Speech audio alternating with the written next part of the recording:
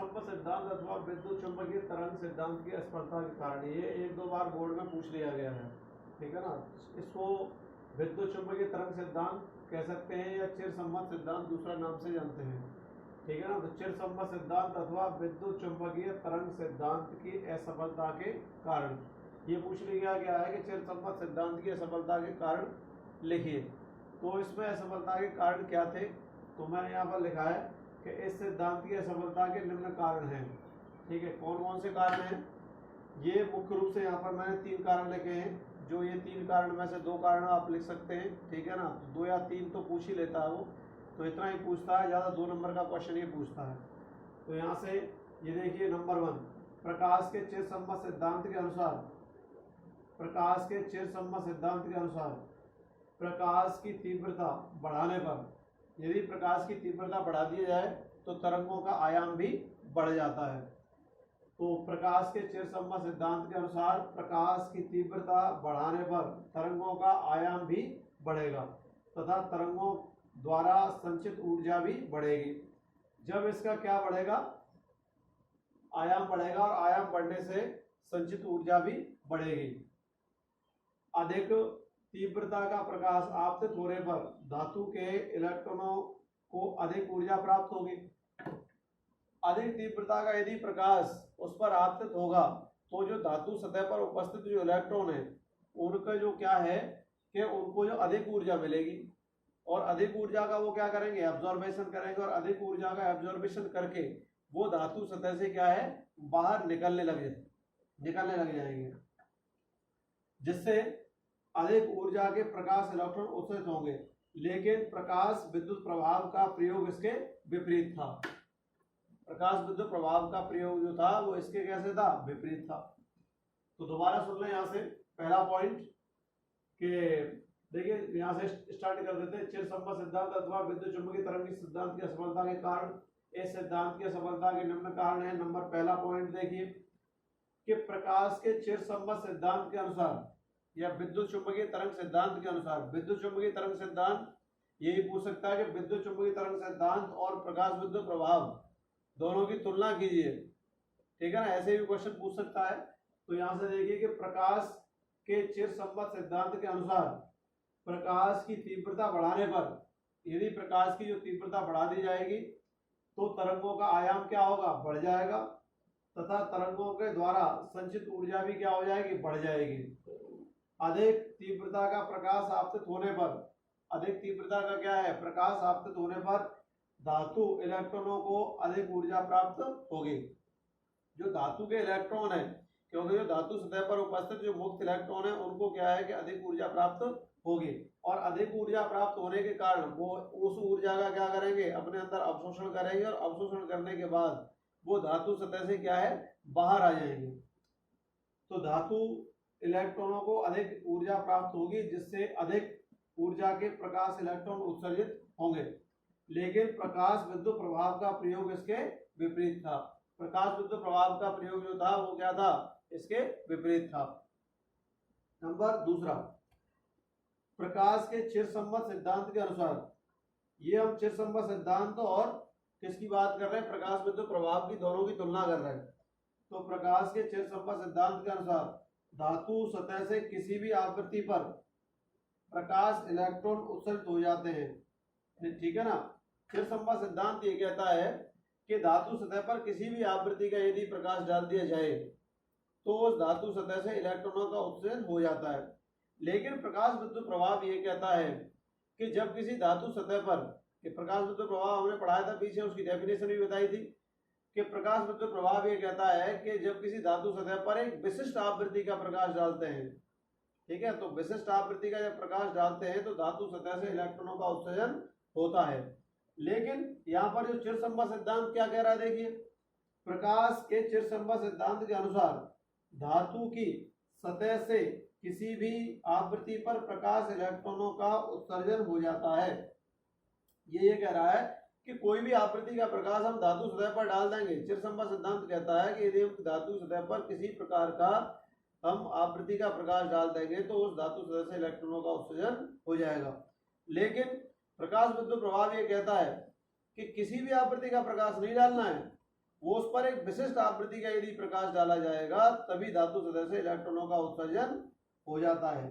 इससे ऐसे नहीं कि किसी भी आवृत्ति का प्रकाश डाल दिया और इलेक्ट्रॉन का उत्सर्जन हो गया, तो दोनों में क्या है, भिन्नता है, तो इसलिए असफल रहा ये। ठीक है, नंबर तीसरा पॉइंट देखिए, ये 2 पॉइंट हो गए आपके।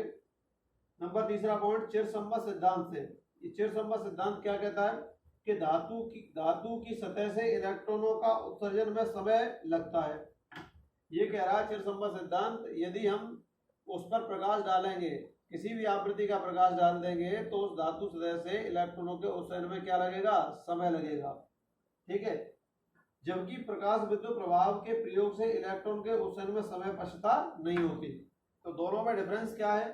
चिरसम्मत सिद्धांत तो ये कह रहा है कि किसी भी आवृत्ति का प्रकाश यदि धातु सतह पर डाल दिया जाएगा तो उस धातु सतह से इलेक्ट्रॉनों के उत्सर्जन होने में, मतलब इलेक्ट्रॉनों के निकलने में समय लगता है। ऐसा नहीं कि प्रकाश डाल दिया और तुरंत ही तुरंत इलेक्ट्रॉन उससे निकलने लगे। तो चिरसम्मत सिद्धांत ये कहता है कि यदि हम किसी धातु सतह पर किसी भी आवृत्ति का यदि प्रकाश डाल देंगे तो प्रकाश डालने के बहुत देर बाद, कुछ देर बाद उससे जो है प्रकाश इलेक्ट्रॉनों का उत्सर्जन होता है।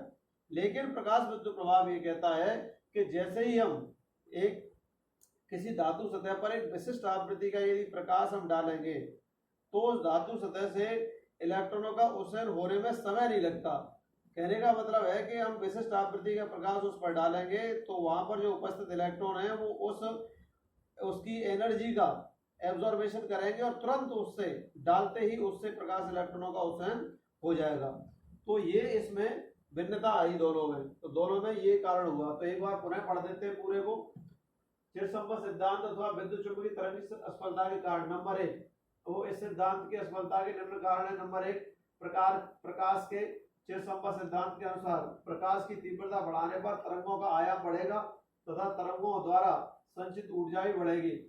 अधिक तीव्रता का प्रकाश आपतित होने पर धातु इलेक्ट्रॉनों को अधिक ऊर्जा प्राप्त होगी, जिससे अधिक ऊर्जा के प्रकाश इलेक्ट्रॉन उत्सर्जित होंगे।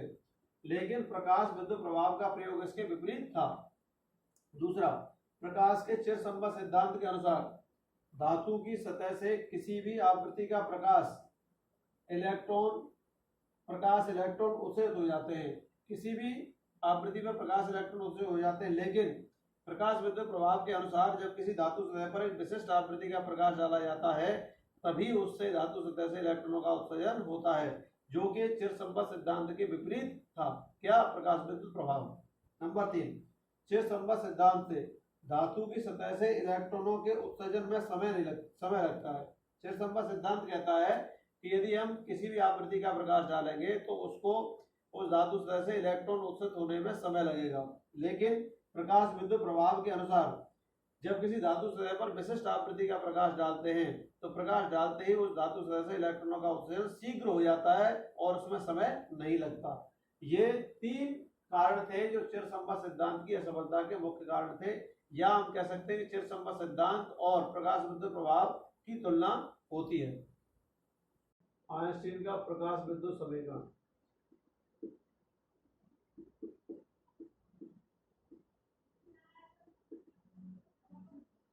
ये भी 1-2 बार बोर्ड में पूछ लिया गया है।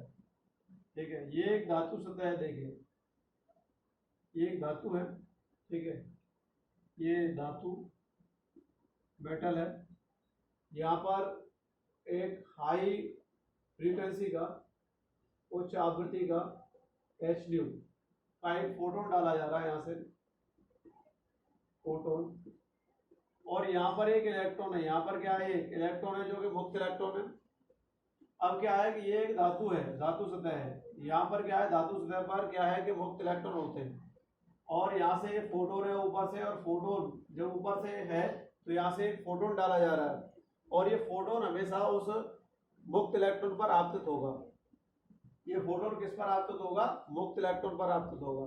तो मुक्त इलेक्ट्रॉन पर आपतित होने के बाद ये जो फोटोन की जो पूरी ऊर्जा है वो ये इलेक्ट्रॉन है, क्योंकि न्यूट्रल अवस्था में पड़ा हुआ है।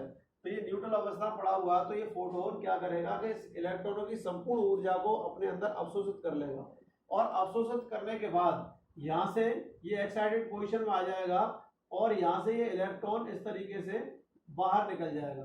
तो यहाँ से ये उत्सर्जित इलेक्ट्रॉन कह देंगे इसको, उत्सर्जित इलेक्ट्रॉन। ठीक है, तो यहाँ पर एक धातु सतह है, इस पर एक उच्च आवृत्ति, ठीक है ना, एच न्यू का एक फोटोन डाला जा रहा है, और ये जो इलेक्ट्रॉन है ये न्यूट्रल अवस्था में है, और न्यूट्रल अवस्था में है तो ये इलेक्ट्रॉन क्या करेगा कि फोटोन की संपूर्ण ऊर्जा का अवशोषण कर लेगा, और संपूर्ण ऊर्जा का अवशोषण करके ये इस सतह से बाहर निकल जाएगा, और ये जो फोटोन है ये इसका पूरे का अस्तित्व क्या हो जाएगा, समाप्त हो जाएगा। ठीक है, और धातु सतह से इलेक्ट्रॉन उत्सर्जित हो जाएगा। ये जो इलेक्ट्रॉन है जिस कहां से ऊर्जा मिल रही है, फोटोन से मिल रही है। इस फोटोन से मिलने वाली संपूर्ण ऊर्जा को तो वो दो भागों में खर्च कर लेगा। ये पहले मैंने बताया था आपको आइंस्टीन का प्रकाश बिंदु समीकरण। इसमें क्या है, एक धातु है, ये मेटल है, ठीक है ना, इस पर क्या है कि इसकी सतह पर मुक्त इलेक्ट्रॉन उपस्थित है, और यहाँ से उच्च आवृत्ति का फोटोन इसके ऊपर डाला जा रहा है। तो जो फोटोन जो डाले जाएंगे तो ये फोटोन क्या करेंगे कि यहाँ पर जो उपस्थित है, जो धातु सतह पर उपस्थित मुक्त इलेक्ट्रॉन है, वो जो यहाँ से आपतित फोटोन की संपूर्ण ऊर्जा का क्या करेंगे, अवशोषण करेंगे, जिससे फोटोन का जो अस्तित्व है वो क्या हो जाएगा, समाप्त हो जाएगा। और ये फोटोन की संपूर्ण ऊर्जा का अवशोषण करके इस धातु सतह से ये क्या हो जाएंगे, बाहर निकलने लग जाएंगे। अब जब बाहर निकलेंगे तो इसके ये जो बाहर निकलेंगे तो ये इसको जो मिलने वाली जो ऊर्जा है, जो फोटोन से ऊर्जा मिल रही है, उसको दो भागों में खर्च कर देंगे। ठीक है, तो यहाँ पर मैंने लिखा है कि आइंस्टीन के अनुसार जब कोई फोटोन किसी धातु सतह पर आपतित होता है तो उसका सतह के द्वारा पूर्ण अवशोषण कर लिया जाता है। ये यहाँ से फोटोन गिर रहा है, और ये सतह पर जो उपस्थित इलेक्ट्रॉन है वो इस ऊर्जा का क्या कर रहा है, अवशोषण कर रहे हैं, और वह अपनी संपूर्ण ऊर्जा को इलेक्ट्रॉन को दे देता है। ये जो फोटोन है वो अपनी संपूर्ण ऊर्जा किसको दे रहा है, इलेक्ट्रॉन को दे देता है। इलेक्ट्रॉन को प्राप्त यह ऊर्जा निम्न दो कार्यों में खर्च होती है।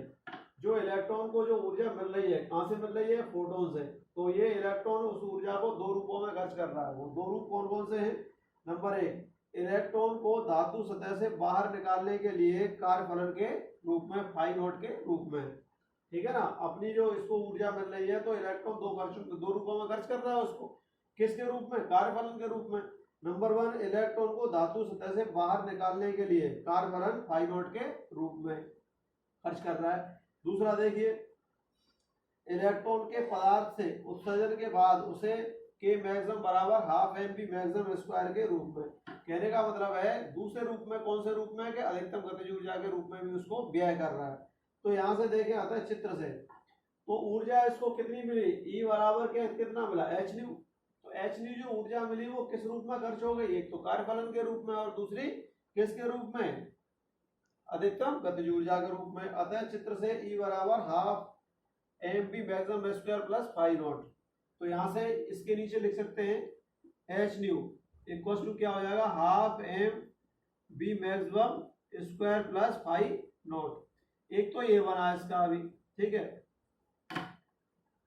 यदि न्यू नॉट आवृत्ति का फोटोन धातु पृष्ठ पर डालने पर इलेक्ट्रॉन की गतिज ऊर्जा क्या हो जाए, शून्य हो जाए, अर्थात यहां से half M B maximum square बराबर क्या हो जाए, जीरो हो जाए। तो यहां से देखें एच न्यू इक्वल टू, ये जीरो हो रही है, ठीक है, तो जीरो प्लस क्या होगा, फाई नॉट, यह लिख सकते हैं H nu minus phi naught बराबर क्या हो गया, जीरो हो गया।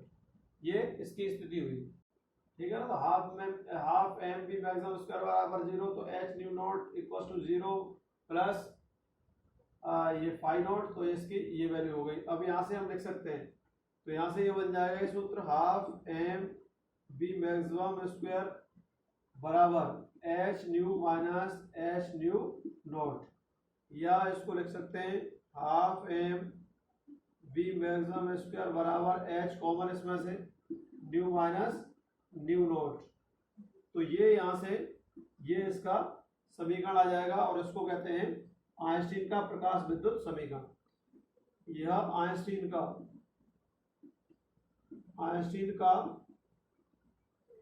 प्रकाश विद्युत समीकरण कहलाता है, ठीक है। That's all.